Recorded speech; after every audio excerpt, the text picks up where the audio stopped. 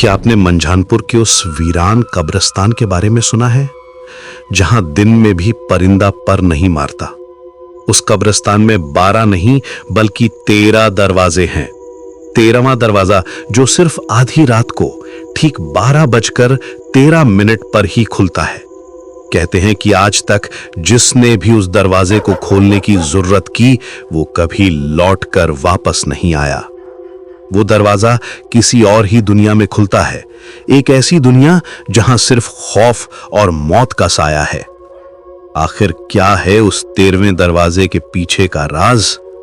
क्या हुआ उन लोगों का जो कभी वापस नहीं लौटे? कौशाम्बी का एक पुराना कब्रिस्तान, जहाँ लोग दिन में भी अकेले जाने से डरते थे। कहते हैं वहाँ दरवाजे 12 थे, लेकिन कुछ बुजुर्गों का दावा था रात के ठीक 12:13 पर 13वां दरवाज़ा खुलता है। आरिफ और उसके 3 दोस्त समीर, फैजान और नदीम एक रात सब जानने निकल पड़े। हवा बिल्कुल शांत थी, कुत्तों के भौंकने की आवाज़ भी बंद थी। जैसे ही घड़ी में 12:13 हुए, कब्रिस्तान की टूटी दीवार के पीछे से चर्र लोहे के दरवाजे खुलने की आवाज़ आई। लेकिन वहाँ तो दरवाज़ा था ही नहीं। चारों ने टॉर्च जलाई और सामने देखा। एक काला दरवाजा जिस पर खून से लिखा था, अंदर आया तो वापस नहीं जाएगा। समीर ने हिम्मत करके दरवाजा को धक्का दिया। दरवाजा खुला और अंदर घना अंधेरा और जमीन पर ताजी मिट्टी। अचानक पीछे से किसी ने फुसफुसाया, तुम 4 थे, अब 3 ही लौट हो गए। टॉर्च बंद हो गई, चीख की आवाज़ गूंजी, रोशनी वापस आई। समीर गायब था। बाकी तीनों भागते हुए बाहर निकले, लेकिन अगली सुबह कब्रिस्तान में एक नई कब्र मिली जिस पर लिखा था समीर और तारीख वही रात। लेकिन कहानी यहीं खत्म नहीं होती, क्योंकि अगले दिन आरिफ के घर के बाहर एक काला दरवाज़ा खड़ा था। आरिफ के घर के बाहर जो काला दरवाज़ा खड़ा था, वो बिल्कुल वैसा ही था जैसा कब्रिस्तान में दिखा था। लकड़ी पुरानी, किनारों पर सूखा वो खून और बीच में उभरे हुए अक्षर, अब तेरी बारी है। आरिफ के हाथ कांपने लगे। उसने दरवाज़ा छूने की कोशिश की, लेकिन जैसे ही हाथ वापस लाया, दरवाज़ा अपने आप खोल दिया। अंदर वही अंधेरा, लेकिन इस बार अंदर से ठंडी हवा बल्कि सड़ी हुई मिट्टी और लाशों की बदबू आ रही थी। अचानक अंदर से समीर की आवाज़ आई, आरिफ मुझे बचा ले, मैं जिंदा हूँ। आरिफ एक पल के लिए ठिठका, लेकिन दोस्ती भारी थी। वो अंदर चला गया। जैसे ही उसने कदम रखा, दरवाज़ा पीछे से बंद। धड़ाम। अब वो किसी और जगह था। चारों तरफ कब्रें ही कब्रें, लेकिन यह कब्रिस्तान नहीं था। ये जगह ज़मीन के नीचे लगी थी। एक कब्र पर नाम लिखा था फैजान, नदीम, आरिफ। तीनों के नाम पहले से खुले हुए थे और समीर की कब्र खुली हुई थी। अचानक पीछे से मिट्टी गिरने की आवाज़ आई। आरिफ ने पलट कर देखा, समीर खड़ा था, लेकिन उसकी आंखें काली थी और होठों से मिट्टी गिर रही थी। वो मुस्कुराया। 13वां दरवाज़ा हर 13 साल में 4 जाने लेता है। और अचानक जमीन धंसने लगी। आरिफ कब्र में गिरा था और ऊपर से मिट्टी खुद ब खुद भर रही थी। आरिफ की सांसें तेज हो चुकी थी। मिट्टी उसके सीने पर भर चुकी थी। वो चीखता था, लेकिन आवाज़ बाहर नहीं निकल रही थी। ऊपर खड़ा समीर हंस रहा था, लेकिन अचानक आरिफ के गले में लटका छोटा सा ताबीज़ चमकने लगा। ताबीज़ से हल्की रोशनी निकली और मिट्टी रुक गई।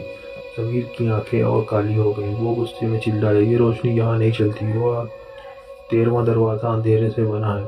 अचानक ज़मीन फट गई। आरिफ नीचे और गहराई में गिर गया। अब वो एक लंबी सुरंग में था। दीवारों पर उंगलियों के निशान थे। जब कोई अंदर से निकलेगा कोशिश करता तो दूर से किसी की सिसकियों की आवाज़ आ रही थी।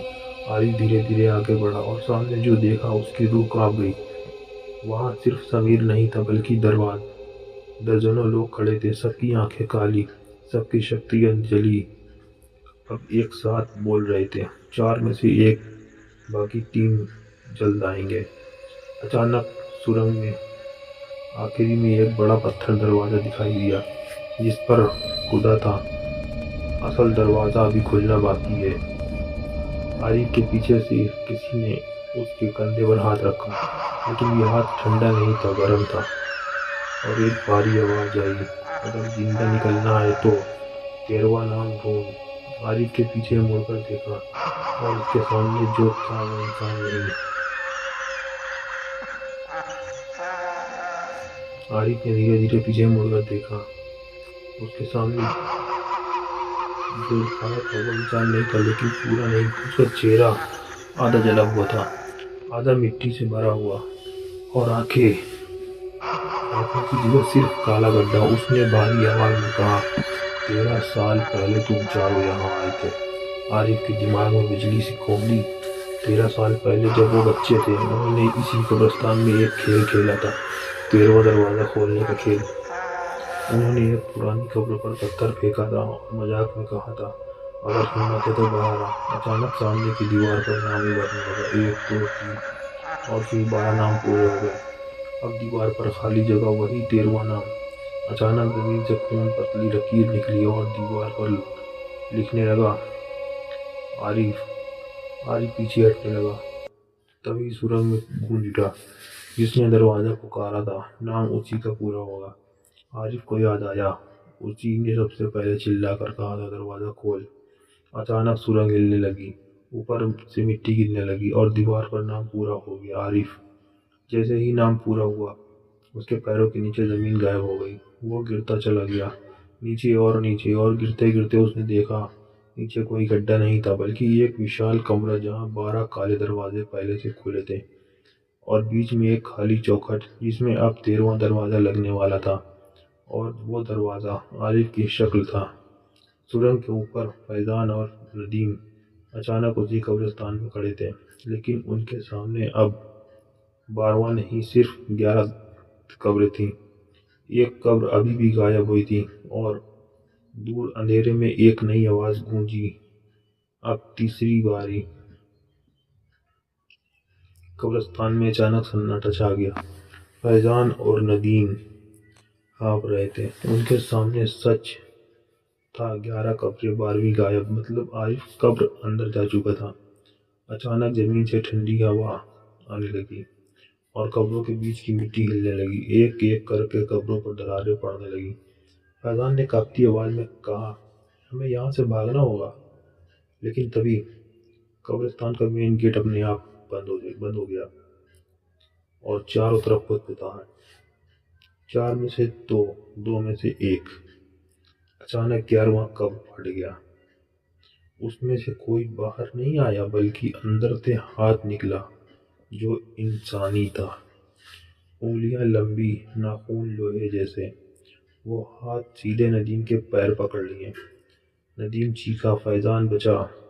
फैजान ने उसे खींचने की कोशिश की, लेकिन जमीन दलदल बन चुकी थी। धीरे धीरे नदीम नीचे धंसने लगा।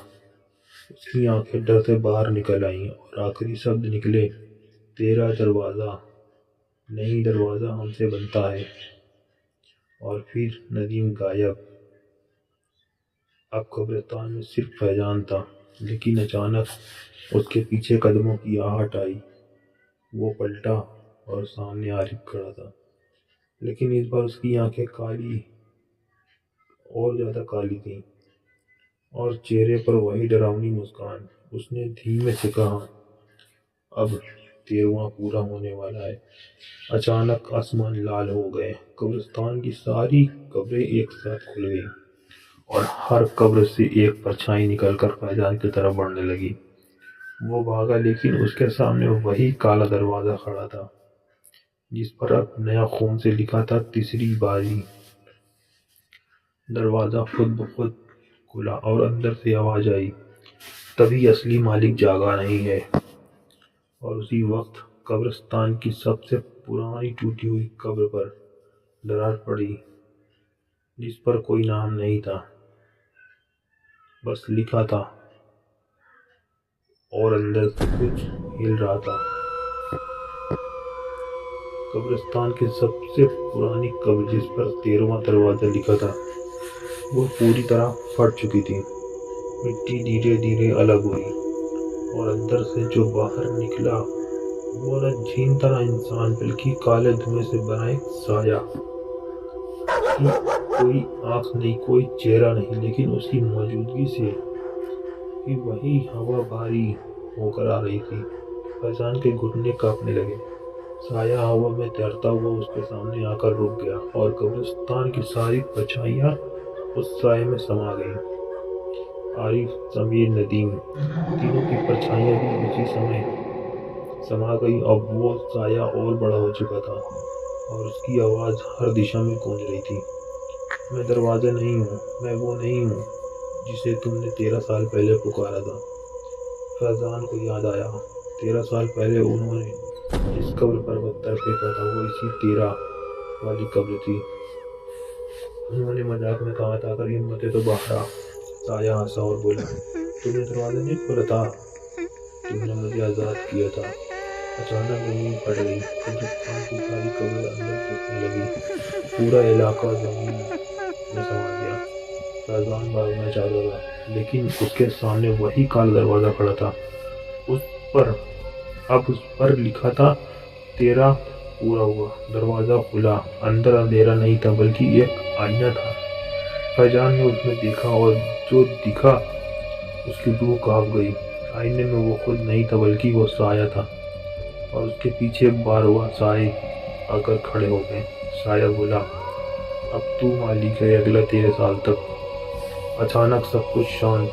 सुबह जब लोग कब्रिस्तान पहुंचे वहाँ कोई कब्र नहीं थी, कोई दरवाज़ा नहीं, बस खाली मैदान। लेकिन मैदान के बीच एक नई पत्थर की पट्टिका लगी थी जिस पर लिखा था 13 साल बाद फिर मिलेंगे और नीचे 13 नाम खुदे थे। आखिरी नाम फैजान का था। लेकिन कहानी यही खत्म नहीं होती, क्योंकि आज की तारीख से ठीक 13 साल बाद अगर आप कभी आधी रात 12:13 पर उस मैदान के पास जाएं तो आपको भी एक काला दरवाज़ा दिखाई दे सकता है। अगर आपको ये कहानी पसंद आई हो तो लाइक, शेयर और सब्सक्राइब जरूर करें टाइम गेट स्टोरीज को, क्योंकि अगली कहानी शायद आपके शहर से हो। तो प्लीज़ सब्सक्राइब जरूर करें। तो दोस्तों, अगर आपको ये टाइम गेट स्टोरीज पसंद आ रही हैं तो चैनल को सब्सक्राइब करना मत भूलिए, वीडियो को लाइक करिए और कमेंट में बताइए कि आप कौन सी कहानी सुनना चाहते हैं। आपके प्यार से ही मिलती है मुझे ऐसी अमेजिंग स्टोरीज लाने की एनर्जी। तैयार हैं समय की यात्रा के लिए?